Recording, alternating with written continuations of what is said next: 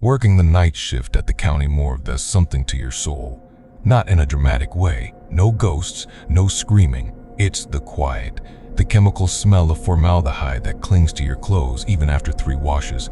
The hum of the refrigeration units that sounds exactly like a human moan if you're tired enough.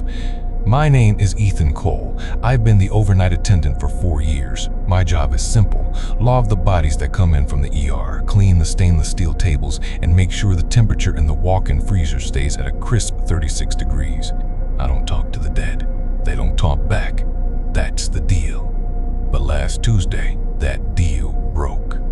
It was 11:47 p.m. I had just finished my rounds. 6 bodies on the slab tonight, 3 overdoses, 2 car accidents, and a Jane Doe pulled from the river.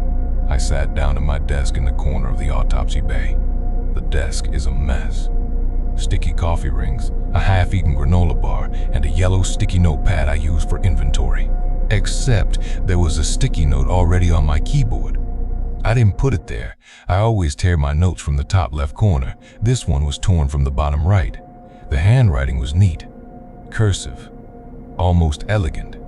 It looked like my mother's handwriting, except my mother has been dead for 10 years. It had 10 names on it. 1. Marcus Webb, crossed out with a single sharp line. 2. Elena Vasquez, crossed out 3. Harold Finney, crossed out 4. David Chen, crossed out 5. Sarah Klein, crossed out 6. Thomas O'Donnell, crossed out 7. Linda Park, crossed out 8. James Holloway, crossed out 9. Nancy Berman, crossed out 10. Ethan Cole. I laughed. I actually laughed out loud. The sound echoed off the tiled walls and died instantly in the cold air. Very funny, Ryan, I muttered. Ryan was the day shift guy. He had a sick sense of humor. I figured he left it to mess with me. I crumpled it up and threw it in the trash can under my desk. Then the phone rang. It was the night nurse from the ER upstairs. Ethan, we're sending down a John Doe. Cardiac arrest in the parking lot. 30 seconds out. I sighed, pulled on my latex gloves, and rolled the gurney to the receiving bay. The orderlies wheeled him in. Middle-aged guy, dark hair, still wearing his hospital visitor's badge. I glanced at the name tag on his chest. It read, Marcus Webb. My blood went cold. I checked my watch, 12:01 a.m. I had found that list at 11:47. I rushed back to my desk. I dug the crumpled note out of the trash, smoothed it out with trembling fingers. The first name, Marcus Webb, was crossed out. The line through it wasn't pen ink anymore. It looked like blood. Dried, flaky, maroon blood. I swiped my thumb across it and it smeared. I told myself it was a coincidence. A terrible, stupid coincidence. I logged Marcus Webb into the system. I did my job. But my hands shook the entire time. At 2:15 a.m., the phone rang again. A multi-car pileup on the interstate. 3 bodies coming down. The orderlies brought them in, one after another. I didn't even need to check their IDs. I already knew. First was Elena Vasquez, then Harold Finney, then David Chen. With each body, I ran back to my desk and looked at that cursed sticky note. Every time a new name arrived, the ink of the crossout turned darker, bloodier, and the remaining names seemed to pulse under the fluorescent light. By 4:00 a.m., 6 names were crossed out. Number 7 was Thomas O'Donnell. I found myself staring at the morgue's automatic doors, holding my breath, waiting for the gurney to roll through. I hated myself for it. I was a man in a room full of dead people, terrified of a piece of paper. Don't throw me away again, Ethan. I don't like the trash. I'm doing your job for you. Isn't that nice? I bring them to you. You just have to receive them. D. D. D. Death. I grabbed my phone. I called Ryan, the day shift guy. It rang 6 times before he picked up, groggy. Ethan, it's 4:30 in the morning. What the hell? I cut him off. Ryan, did you leave a sticky note on my desk? A list of names? What? No, man. I don't use sticky notes. Are you drunk?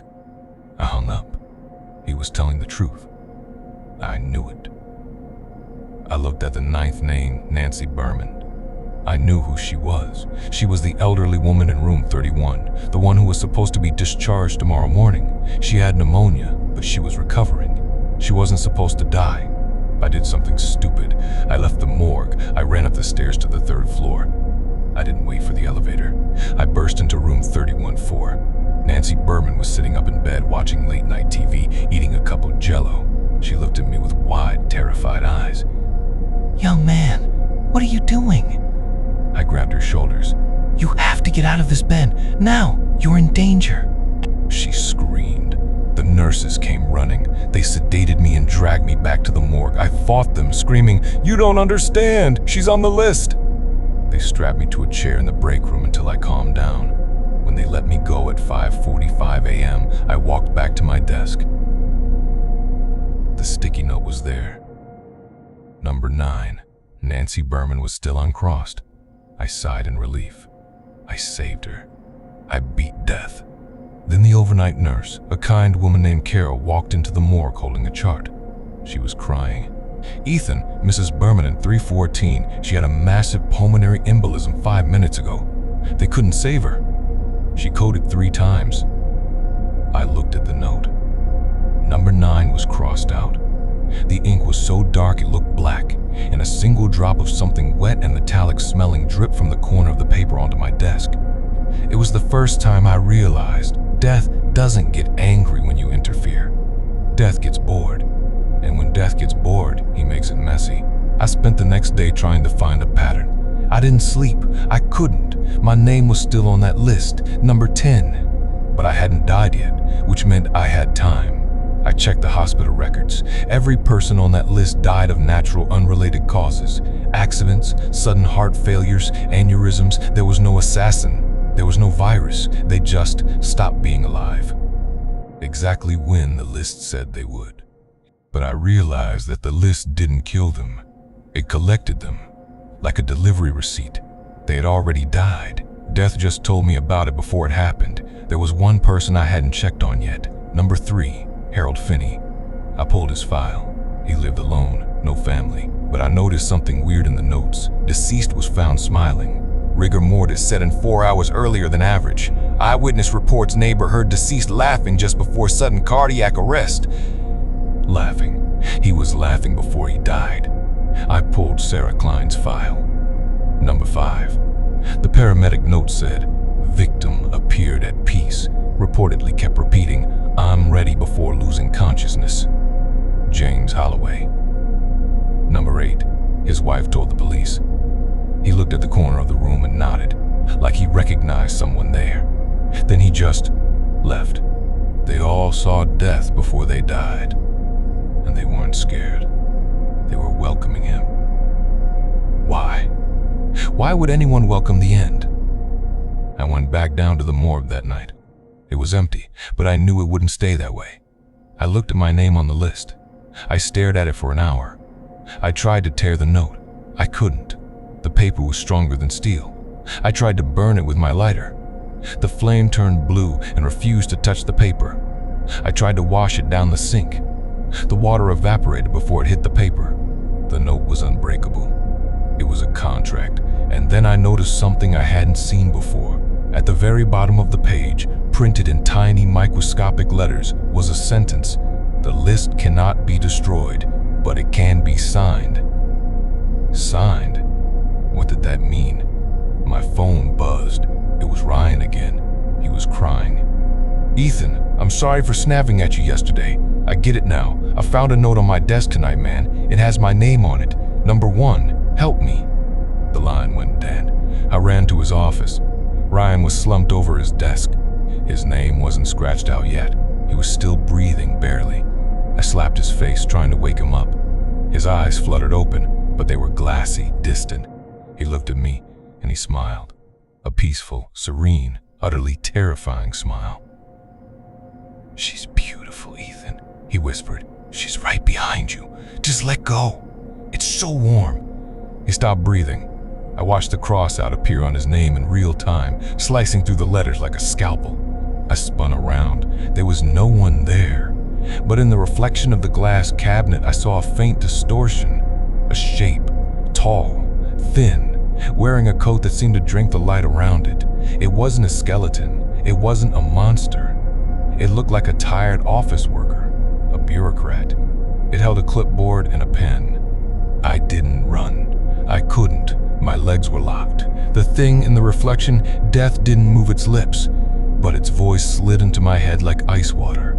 You've been very observant, Ethan. Most people just scream. You study. I appreciate that. I stuttered. What do you want from me? I don't want anything. I'm just doing my job. But you've made a mess of my delivery schedule. The old woman in room 3-4? That was a rush order because you scared her. Her soul arrived to me in pieces, fragmented. It took me hours to reassemble her. Very unprofessional. Is that why you came? To yell at me? It laughed. The sound was dry, like leaves scraping asphalt. No. I'm here to retire, Ethan. It gestured to the sticky note on my desk. The list. It's not a prediction. It's a recruitment drive. I've been doing this for 4 billion years. I am exhausted. I need a replacement. Someone who knows the territory. Someone who works in a morgue. Someone who isn't afraid of the dead. I felt my heart stomp. Not metaphorically. The thing in the reflection snapped its fingers, and my heart literally seized for half a second. I dropped to my knees, gasping. That, right there? That was me giving you a sample. I can stop your heart permanently at any second, but I don't want to. I want to give you a choice. It pointed a long, pale finger at the bottom of the list, where the word signed would go. If you sign your name next to the 10th slot with your own blood, you don't die. You become me. You take the clipboard. You walk the earth, collecting the names. You get to watch everyone else fall apart while you remain. Immortal, unchanging, untouchable. You'll never get sick. You'll never age. You'll just exist forever. I looked at my reflection.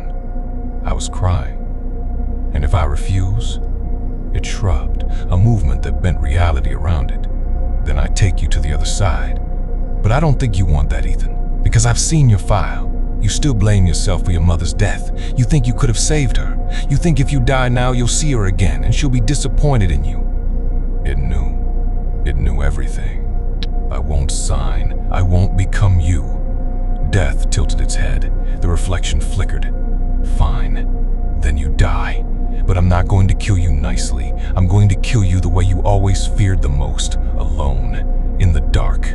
With no one to hold your hand. It raised its hand. I closed my eyes and waited for the darkness. I waited and waited. Nothing happened. I opened my eyes. The reflection was gone. The room was empty. The sticky note was on the floor, curled up and burned at the edges. I checked my watch. 6:01 a.m. Morning. The sun was coming up outside. Death? Left? I looked at the list again. My name. Ethan Cole was still there. Number 10. But the ink was faded. Gray. Almost invisible. Then I understood. I didn't die, but I didn't win either. Death didn't take me because I wasn't supposed to die today. I was supposed to die years ago. I checked the date on my phone. January 15th, my birthday. My mother died on January 15th, 10 years ago. She died in a car crash. I was the driver. The hospital never knew I was driving. They assumed she lost control. I let them assume. I was 16. I was scared. I let my mother take the blame for my mistake. And I remember in the hospital as she was bleeding out, she grabbed my hand and whispered, "I love you, but you have to live with this. You have to carry it." I thought she meant the guilt, but she meant the timeline. Death didn't put me on the list. My mother did. 10 years ago, when she was dying, she traded her soul to death to keep me alive. She made a deal. Take my years, add them to my son's, let him live. Death agreed, but Death agreed. But Death is a stickler for paperwork. He wanted a signature. So my mother, in her final moments, wrote a list. She wrote the names of 9 people who were going to die anyway. And she put my name last because my name wasn't supposed to be on there. My name was a lie, a loophole. By putting my name on the list, she tricked Death into having to collect me, which meant Death couldn't take me. He could only receive me when the list said so. And the list only updates when the names above me are delivered. But now, the list is complete.